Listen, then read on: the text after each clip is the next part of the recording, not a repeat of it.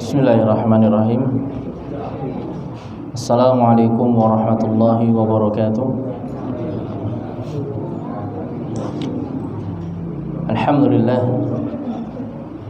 Alhamdulillahi rabbil alamin, wassalatu wassalamu ala al-mab'uthi rahmatan lil alamin, nabiyyina Muhammadin wa ala alihi wa ashabihi ajma'in.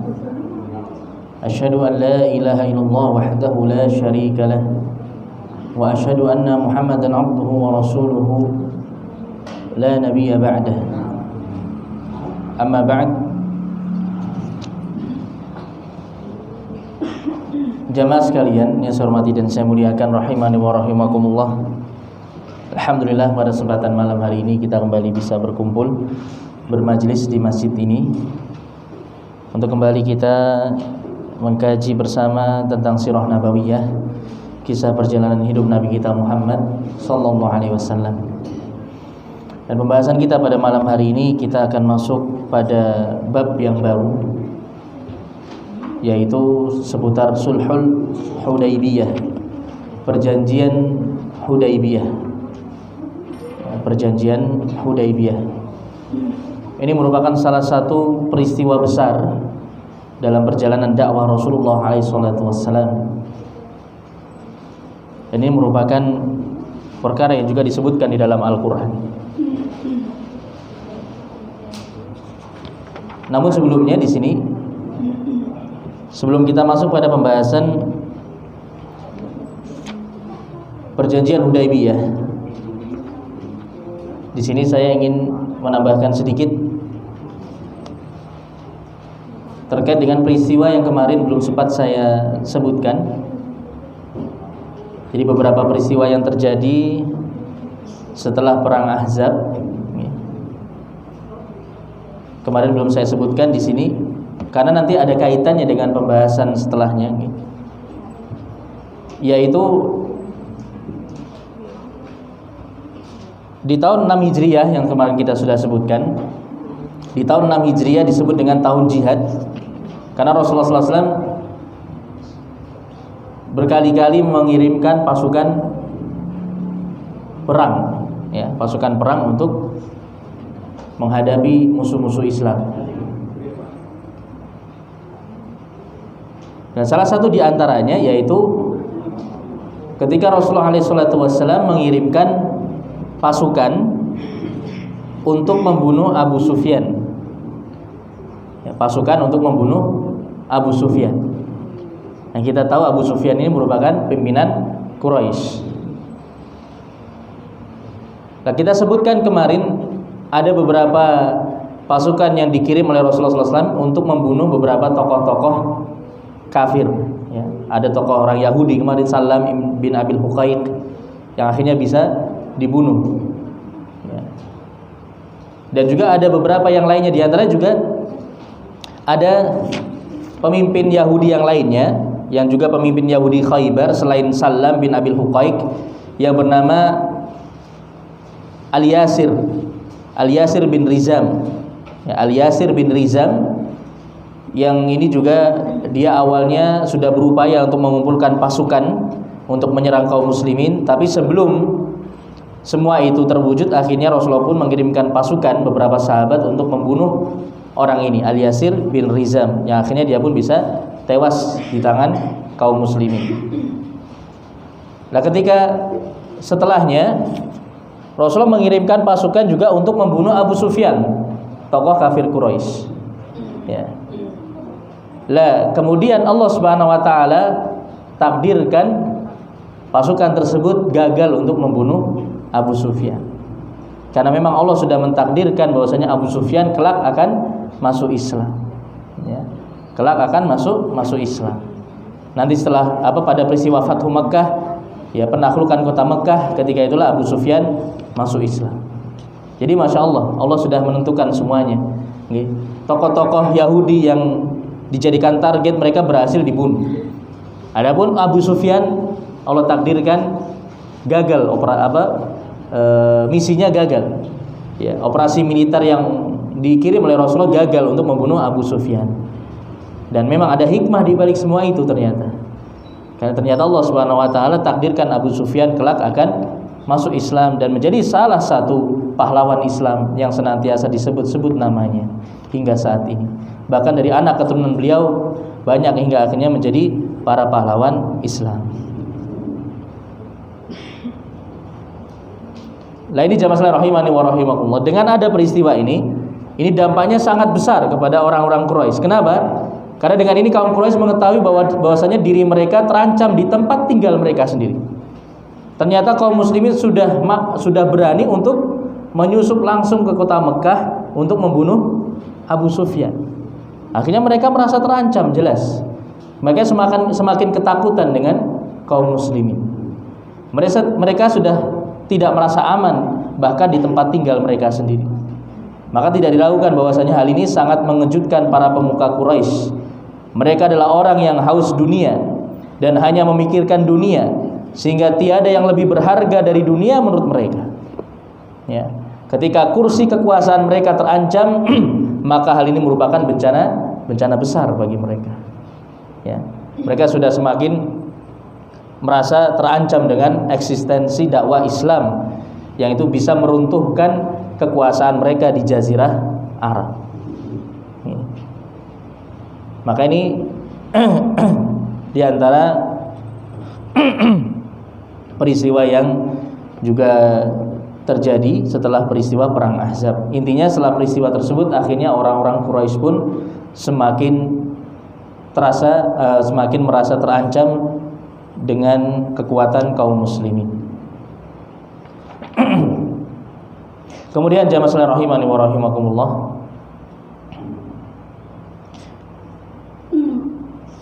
kita akan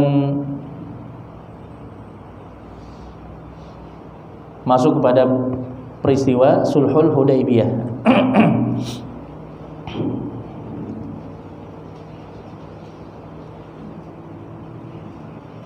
Atau sebelumnya di sini saya sebutkan dulu 10 poin. 10 poin yang merupakan dampak-dampak dari peperangan yang terjadi pada tahun 6 Hijriah. Yang ini juga penting untuk kita ketahui karena ini ada kaitannya juga dengan peristiwa-peristiwa selanjutnya.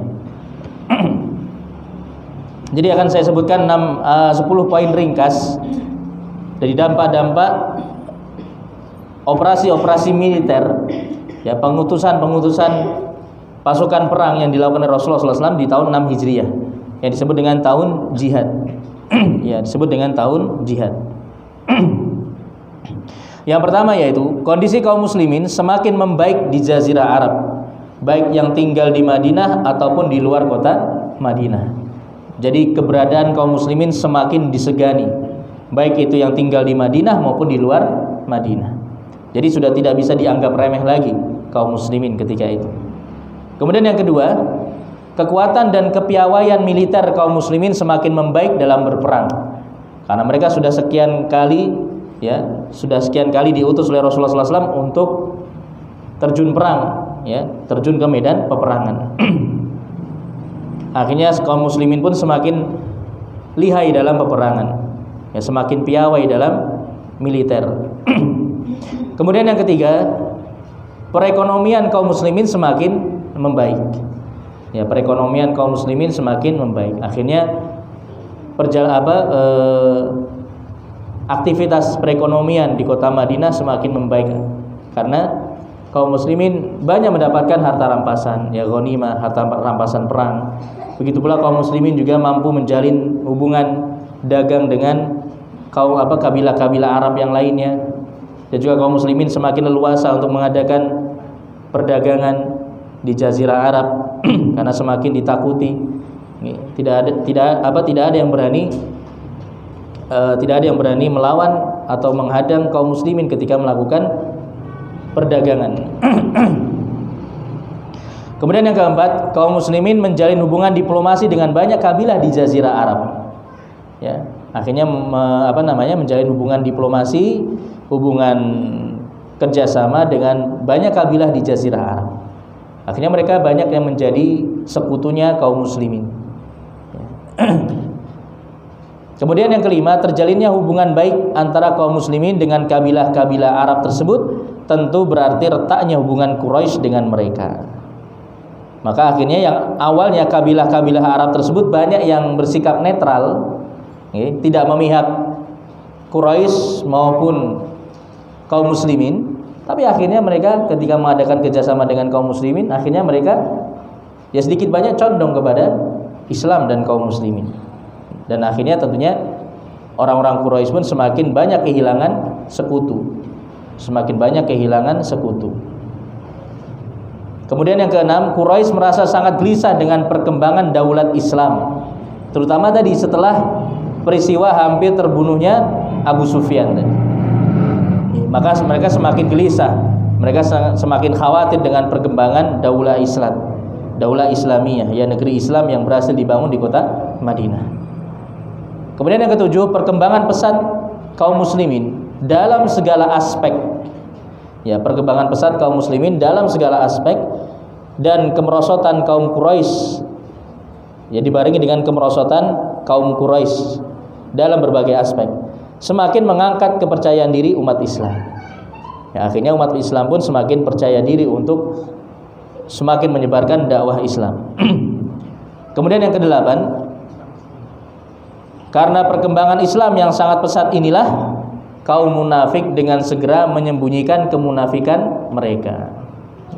Orang-orang munafik yang awalnya mereka sudah berani menampakkan diri, terutama ketika perang Ahzab kemarin itu, akhirnya ketika melihat kaum muslimin semakin kuat, semakin berkembang kekuatannya, akhirnya mereka pun menyembunyikan diri, ya, tidak menampakkan diri mereka.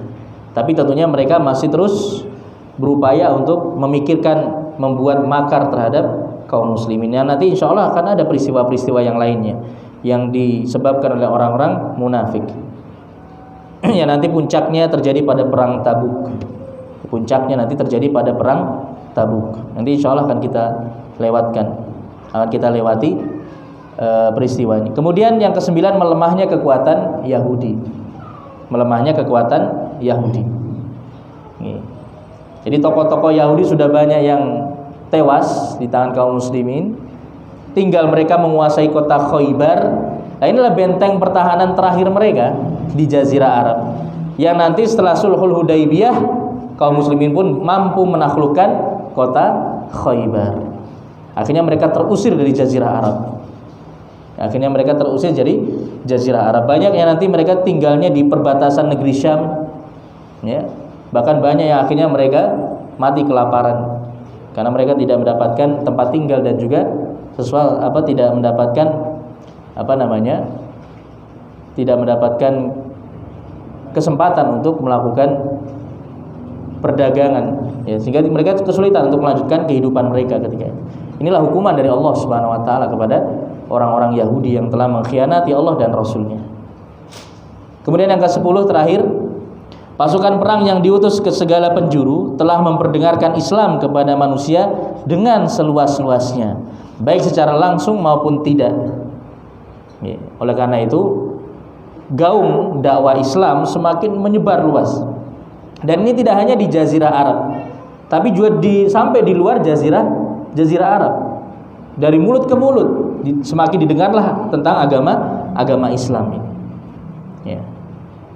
Maka nanti setelah peristiwa Fathu Makkah, Rasulullah SAW akhirnya mulai mengirimkan surat-surat kepada penguasa-penguasa dunia, kepada raja-raja dunia, mengajak mereka kepada agama Islam. Yang sebelumnya tentunya mereka sudah mendengar tentang Islam. Ya, mereka sudah mendengar tentang Islam. Itu tadi jamaah sekalian rahimani wa rahimakumullah, ya, beberapa dampak-dampak positif dari peristiwa-peristiwa yang terjadi di tahun 6 Hijriah. Kemudian kita masuk pada peristiwa Sulhul Hudaybiyah, atau diawali dengan Umrah Hudaybiyah, Umratul Hudaybiyah. Kemudian pasal pertama, Al-Khuruj lil Umrah wan Nuzul bil Hudaybiyah. Keluarnya Rasulullah dan kaum muslimin untuk melaksanakan ibadah umrah menuju kota Mekah dan singgahnya mereka di wilayah Hudaybiyah. Singgahnya mereka di wilayah Hudaybiyah. Disebutkan oleh penulis di sini, ara Rasulullah sallallahu alaihi wasallam fil manam wa huwa fil Madinah annahu dakhala huwa wa ashabuhu al-Masjidal Haram aminina muhalliqina ru'usahum wa muqassirin. Rasulullah sallallahu alaihi wasallam melihat dalam mimpi beliau. Beliau melihat dalam mimpi, dan mimpi Nabi itu merupakan bagian dari nubuah, bagian dari wahyu, ya. Jadi mimpi seorang nabi itu bagian dari wahyu. Rasul melihat dalam mimpi beliau, sedangkan ketika itu beliau di kota Madinah, ya, beliau berada di kota Madinah. Beliau bermimpi bahwasannya beliau dan para sahabatnya bisa masuk ke Masjidil Haram di Mekah dalam keadaan aman, ya, dalam keadaan aman tanpa ada gangguan, bisa masuk ke dalam Masjidil Haram muhalliqina ru'usahum wa muqassirin, dalam keadaan ada yang mencukur rambut mereka habis, ya, mencukur habis rambut mereka, dan ada yang memendekkan rambut mereka. Maka ini isyarat akan adanya umrah, ya, pelaksanaan ibadah umrah ke Masjidil Haram. Karena ibadah umrah kemudian diakhiri dengan tahallul, dengan mencukur rambut, ya. Bisa dicukur habis, bisa dipendekkan, tapi lebih utama dengan dicukur habis, digundul rambutnya. Maka inilah yang beliau lihat di dalam mimpi, dan beliau tahu ini merupakan wahyu dari Allah Subhanahu wa taala. Ya. Maka ini yang disebutkan dalam surat Al-Fath, ya, surat Al-Fathu. Jadi peristiwa Hudaybiyah ini, jamaah sekalian rahimani wa rahimakumullah, peristiwa perjanjian Hudaybiyah, dan juga nanti ada perjanjian, ada Bai'atur Ridwan. Nanti akan kita lewati kisah Bai'atur Ridwan, dan juga nanti setelahnya peristiwa penaklukan kota Khaybar, itu disebutkan dalam surat Al-Fathu, ya, surat Al-Fath. Nanti bisa dibuka dalam Al-Quran. Al-Fathu itu artinya kemenangan, ya. Maka diawali dengan inna fatahna laka fatham mubina. Sungguh kami telah memberikan kemenangan laka bagimu wahai Muhammad, dengan kemenangan yang jelas, kemenangan yang nyata. Apa yang dimaksudkan kemenangan dalam ayat ini? Para ulama ahli tafsir menjelaskan bahwasanya dimaksudkan kemenangan di sini ada perjanjian Hudaybiyah. Ya. Dengan diadakannya perjanjian Hudaybiyah inilah kaum muslimin memperoleh kemenangan yang besar. Nanti akan kita jelaskan. Walaupun secara kasat mata perjanjian Hudaybiyah itu nanti merugikan kaum muslimin, tapi ternyata di balik semua itu merupakan kemenangan bagi kaum muslimin. Ya, nanti akan kita lewati penjelasannya insyaallah taala. Kemudian di antara ayat yang disebutkan dalam surat Al-Fatah, di ayat yang ke-27 Allah Subhanahu wa taala berfirman, laqad sadaqallahu rasulahu ru'ya bil haqq la tadkhulunnal masjidal harama insyaallahi aminina muqassirina ru'usakum muhalliqina ru'usakum wa muqassirina la takhafun. Sungguh Allah Subhanahu wa taala akan membuktikan kepada rasulnya tentang kebenaran mimpi yang dilihat olehnya. La tadkhulunnal masjidal haram. Sungguh kalian akan masuk. Jadi ketika ayat ini turun, belum terjadi apa yang disebutkan dalam ayat ini. Tapi tentunya ini merupakan wahyu dari Allah Subhanahu wa taala yang menegaskan bahwasanya ini pasti akan terjadi. Kalian kelak akan memasuki Masjidil Haram insyaallah, apabila Allah menetapkannya. Aminina muhalliqina ru'usakum, dalam keadaan aman, damai, tanpa ada yang mencegahnya, tanpa ada yang memerangi. Muhalliqina ru'usakum, dalam keadaan mencukur habis rambut kalian, wa muqassirin, dan juga ada yang memendekkan rambut di antara kalian. Ya. Maka ini kaitannya dengan mimpi yang disebutkan tadi. Ya, Rasulullah SAW bermimpi bahwasanya beliau dan para sahabatnya bisa melaksanakan umrah ke Masjidil Haram. Ini tentunya kita tahu bahwasanya ini perkara yang berbahaya tentunya. Ya, melaksanakan ibadah umrah di sarangnya musuh bebuyutan Islam, orang-orang kafir Quraisy yang ketika itu mereka belum masuk Islam. Maka fa akhbara bidzalikal muslimin. Kemudian Rasulullah pun memberitahukan hal tersebut kepada kaum muslimin. Wa akhbara annahu yuridul umrah. Beliau mengkhabarkan bahwasannya beliau hendak melaksanakan ibadah umrah. Beliau yakin bahwasannya apa yang dilihat dalam mimpi beliau itu pasti akan terjadi. Makanya beliau langsung berniat untuk melaksanakan ibadah umrah, mengajak para sahabat yang lainnya untuk melaksanakan ibadah umrah. Nah, kira-kira ini perkara yang berat atau yang perkara yang mudah? Ini perintah dari Rasulullah, ini ajakan dari Rasulullah, ini perkara yang berat atau mudah? Perkara yang berat tentunya. Nah, ini hendak mendatangi markas, ya, markas tempat tinggalnya orang-orang kafir Quraisy yang di tahun sebelumnya, setahun sebelumnya mereka lah yang menyerang kota Madinah di perang Ahzab. Ya, mereka dan pasukan gabungan lainnya yang menyerang kota Madinah. Ini hendak mendatangi markas musuh. Subhanallah. Makanya orang-orang munafik gak ada yang ikut. Orang-orang munafik gak ada yang ikut. Hanya ada satu orang saja di antara orang munafik yang ikut. Hanya satu orang, taktil. Ya, hanya satu orang saja Pak yang ikut dari kalangan munafik. Namanya siapa namanya? Ja'ad bin siapa tadi ya? Ja'ad bin Qais. Ya, Ja'ad bin Qais. Itu salah satu orang munafik yang ikut ketika itu. Mungkin dia juga terpaksa ikutnya. Ya. Kemudian orang-orang Arab Badui yang baru masuk Islam, yang tinggal di sekitar kota Madinah, mereka pun juga tidak mau ikut. Karena iman mereka masih lemah. Iman mereka masih lemah dan ada penyakit dalam hati mereka. Akhirnya mereka merasa, wah ini sama saja misi bunuh diri. Nah, di sini disebutkan wastanfara al-arab alladzina haulahu. Kemudian Rasulullah pun juga meminta orang-orang Arab Badui. Ya, orang-orang Arab Badui itu yang tinggalnya di pelosok-pelosok nih Pak. Jadi tinggalnya di desa-desa di pelosok-pelosok, yang jauh dari perkotaan. Ya, orang-orang udik gitu nih, orang-orang desa dari kalangan orang-orang Arab. Yang tinggalnya biasanya mereka tinggalnya itu pindah-pindah ya, nomaden. Jadi tinggalnya pindah-pindah. Berpindah-pindah dari satu tempat ke tempat yang lain. Nah, mereka ini orang-orang Arab Badui yang sudah masuk Islam, yang tinggal di sekitar kota Madinah, juga diajak oleh Rasulullah SAW untuk melaksanakan umrah. Fa'abta'u, tapi mereka tidak mau. Ya, mereka tidak mau ikut bersama Rasulullah SAW. Kemudian wa dhannu an alla yanqalibar rasul wal mu'minuna ila ahlihim abada. Ya.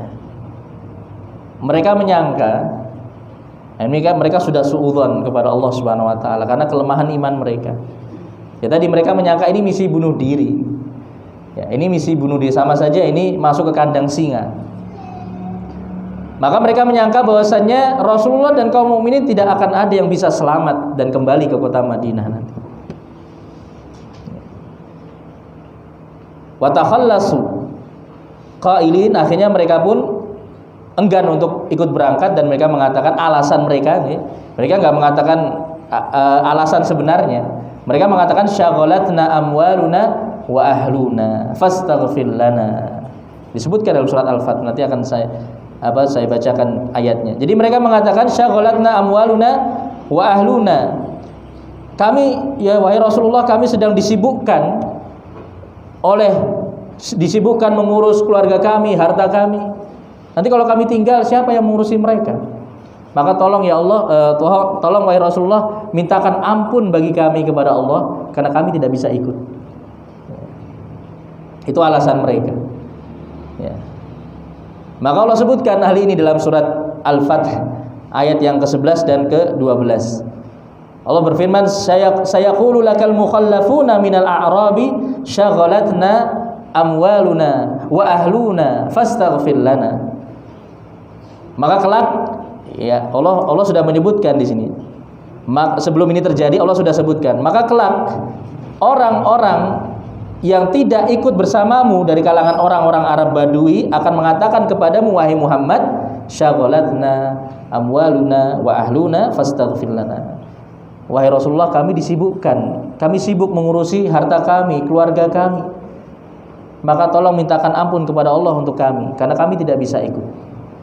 Yaquluna bi alsinatihim ma laisa fi qulubihim.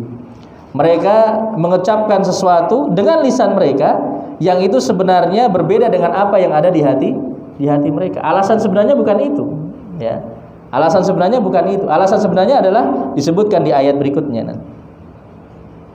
Maka kemudian qul, katakanlah wahai Rasulullah, wahai Muhammad, ya katakanlah kepada mereka, faman yamliku lakum minallahi syai'an in arada bikum dharran aw arada bikum naf'a. Katakanlah kepada mereka, wahai Muhammad, siapa yang mampu menjamin untuk kalian, ya, faman yamliku lakum minallahi syai'an, maka siapa yang bisa mencegah Allah Subhanahu wa taala apabila Allah Subhanahu wa taala menginginkan madarat atas kalian atau menginginkan manfaat kepada kalian.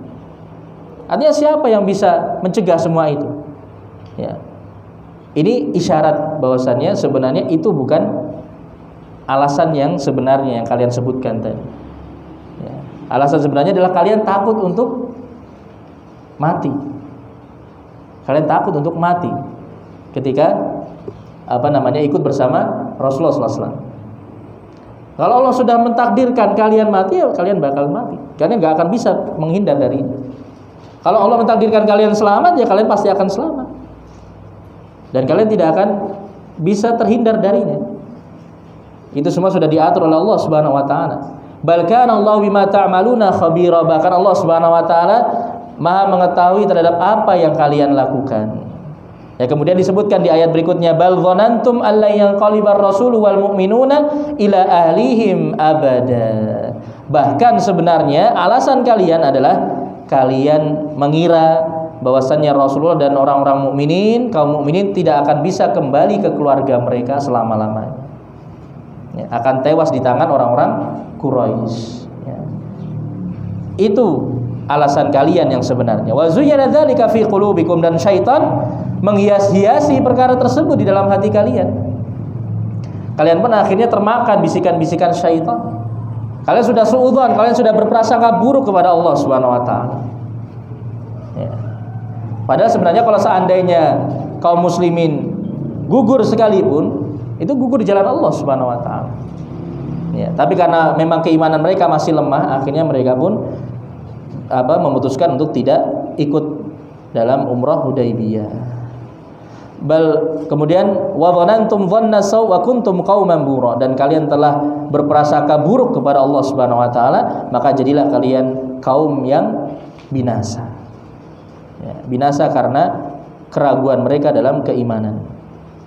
Ini jamaah sekalian rahimani wa rahimakumullah. Jadi pada peristiwa umrah Hudaybiyah, yang ikut bersama Rasulullah itu benar-benar khallasul mu'minin, orang mukmin yang benar-benar murni keimanannya. Yang bermasalah cuma satu orang tadi, satu orang munafik tadi yang ikut, Jad bin Qais tadi.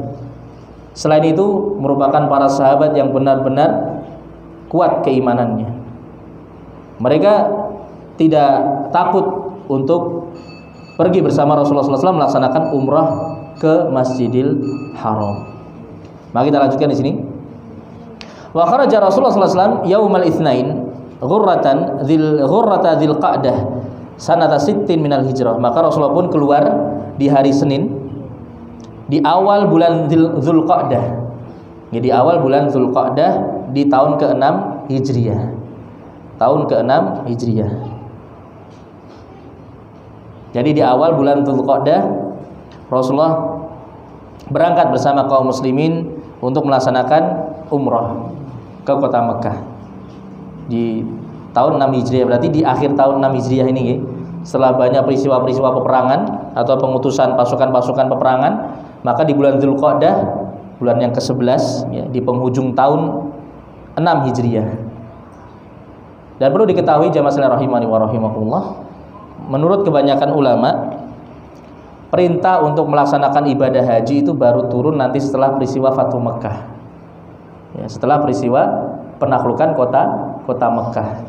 Jadi ketika ini belum turun perintah untuk melaksanakan ibadah haji. Makanya di sini Rasulullah dan para sahabat baru melaksanakan umroh. Di bulan Dzulqa'dah, tentunya bulan Dzulqa'dah sudah masuk bulan haji, Ashurul Hajj, dimulai dari bulan Syawal, Dzulqa'dah, Dzulhijjah. Tapi di sini Rasulullah dan para sahabat hanya meniatkan melaksanakan ibadah umroh. Kenapa belum diwajibkan melaksanakan ibadah haji? Belum diperintahkan melaksanakan ibadah haji? Umroh ini pun juga merupakan perintah yang itu belum ditekankan ketika itu. Ya. Tapi ketika Rasulullah melihat dalam mimpinya bahwasanya beliau bisa melaksanakan ibadah umrah, maka akhirnya beliau pun bertekad untuk melaksanakannya. Sedangkan ibadah haji belum diperintahkan. Karena tentunya Allah Subhanahu wa taala tidak akan membebani para hambanya di luar kemampuan. Ketika itu Mekah belum ditaklukkan oleh kaum muslimin. Sedangkan manasik ibadah haji itu ibadah yang cukup lama pelaksanaannya. Rentetan ibadahnya itu banyak.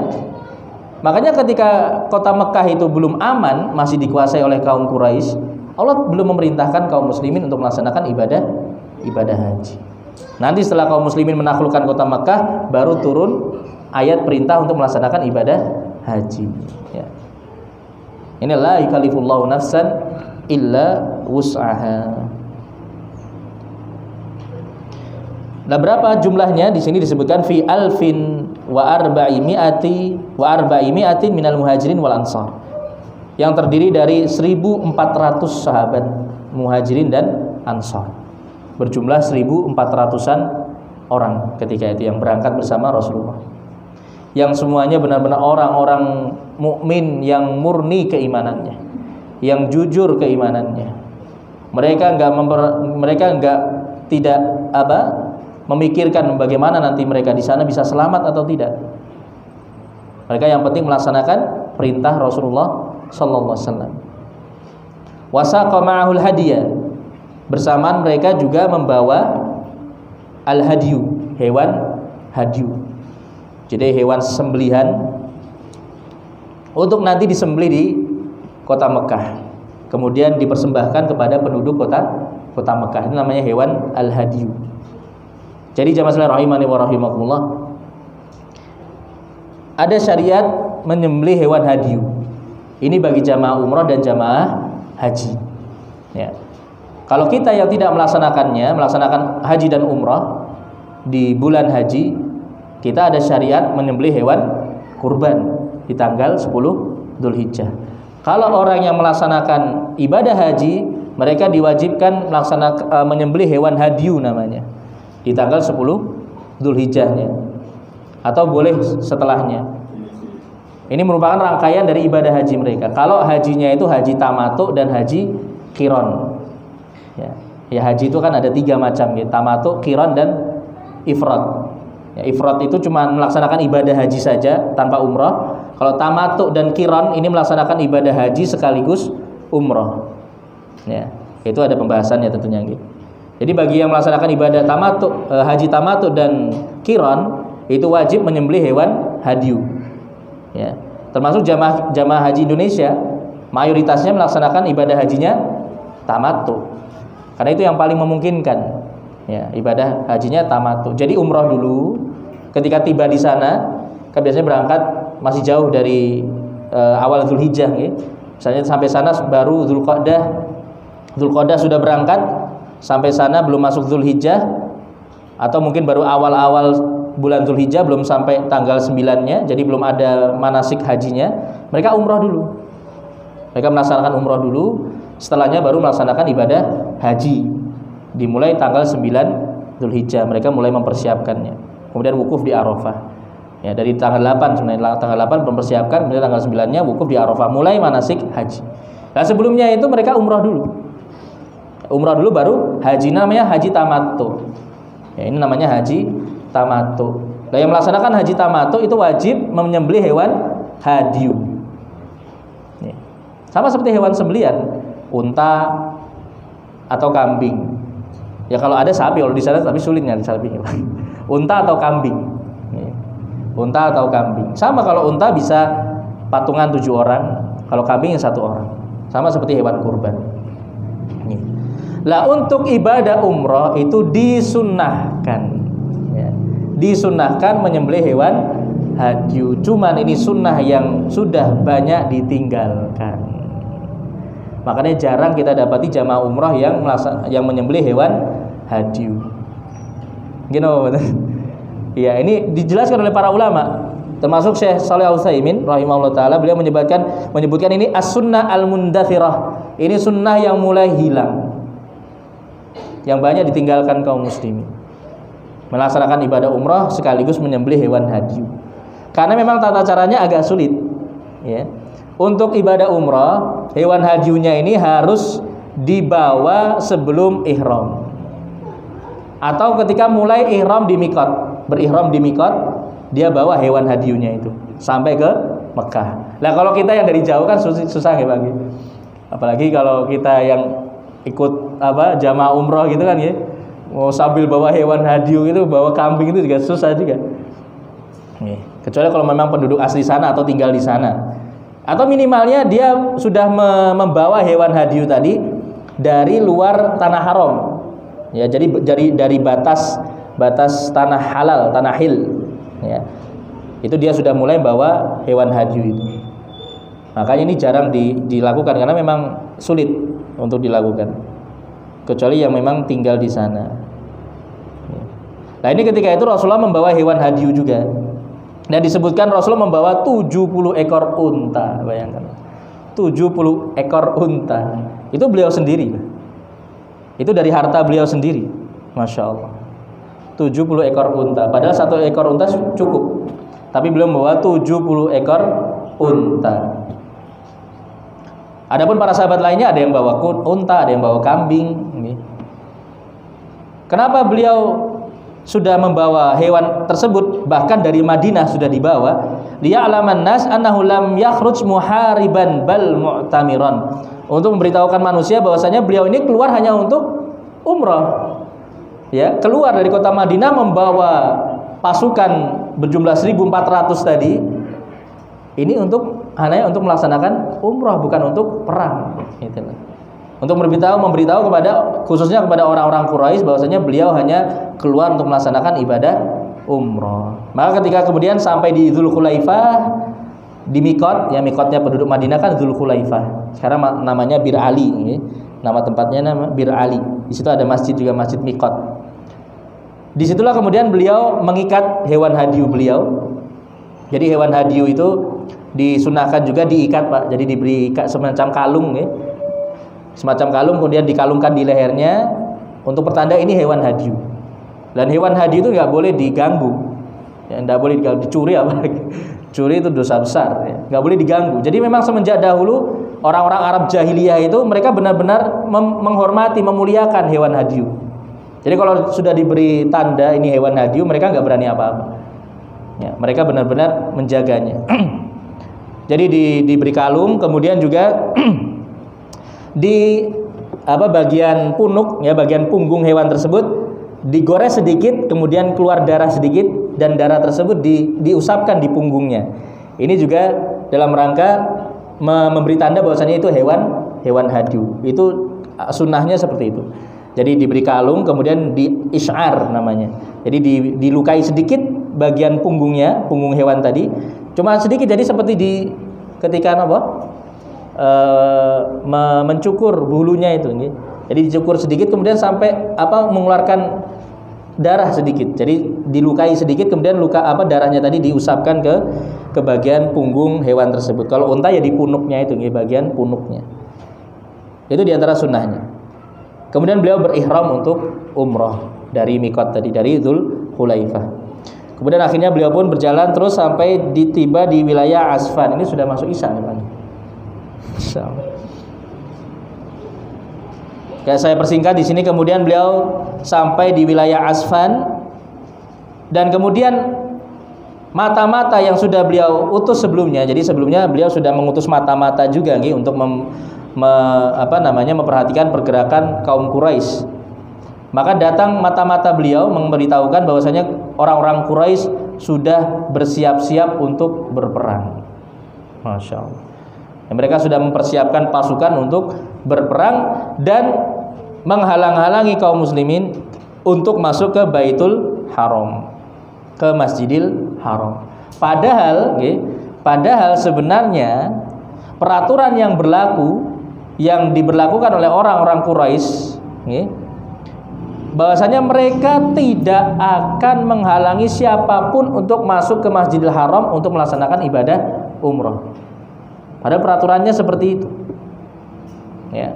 Dan Rasulullah tahu ada peraturan seperti itu, makanya Rasulullah pun juga berani berangkat melaksanakan ibadah umroh. Tapi ternyata orang-orang kafir Quraisy menghalang-halangi kaum muslimin untuk masuk ke Makkah. Ya. Bahkan mereka sudah mempersiapkan pasukan untuk berperang. Dan disebutkan di situ orang-orang Quraisy sudah tiba di wilayah bernama Dzutuwa, ya, sebuah wilayah bernama Dzutuwa, yaitu berada di dekat kota Mekah, ya, untuk menghadang pasukan kaum muslimin maksudnya. Kemudian mereka mengutus Khalid bin Walid bersama 200 penunggang kuda, ya, mengutus Khalid bin Walid bersama 200 penunggang kuda menuju wilayah namanya Qura'ul Ghamim, dekat dengan kota Asfan, dekat dengan daerah Asfan tadi, di mana Rasulullah sudah tiba di situ tadi bersama para sahabat. Akhirnya sampai berhadap-hadapan sudah pasukan kaum muslimin dengan pasukannya Khalid bin Walid tadi. Ya, kemudian nanti termasuk turunlah perintah sholat khauf. Ya, perintah sholat khauf.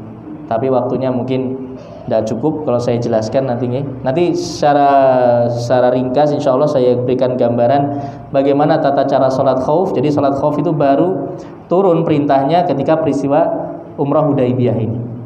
Ketika pasukan kaum muslimin berhadapan-hadapan dengan pasukan Khalid bin Walid. Dan ini pula yang juga menjadi awal Khalid bin Walid tertarik masuk Islam.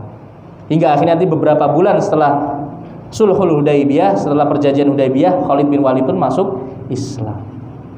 Ya, ini masya Allah. Ya, jadi ini kita cukupkan dulu sampai di sini untuk pertemuan malam hari ini. Insya Allah kita lanjutkan pada pertemuan berikutnya. Intinya saya mengajak jamaah sekalian, mari kita tetap semangat ya. Kita jangan luntur semangat kita untuk terus mempelajari sirah beliau, karena masih jauh perjalanannya, ya, masih jauh kisah perjalanan dakwah beliau. Ya, maka kita sama-sama mari bersemangat untuk mempelajari bagaimana kisah perjalanan hidup beliau hingga nanti beliau diwafatkan oleh Allah Subhanahu wa taala. Karena banyak sekali pelajaran-pelajaran yang bisa kita ambil nantinya. Mungkin ini yang bisa kita pelajari pada kesempatan malam hari ini. Insyaallah nanti kita lanjutkan pada pertemuan berikutnya. Insyaallah taala. Wallahu ta'ala a'lam bishawab. Alhamdulillahirabbil alamin wa sallallahu wasallam ala nabiyyina Muhammadin wa ala alihi wa ashabi ajmain. Subhanakallahumma bihamdika asyhadu an la ilaha illa anta astaghfiruka wa atubu ilaik. Wassalamualaikum warahmatullahi wabarakatuh.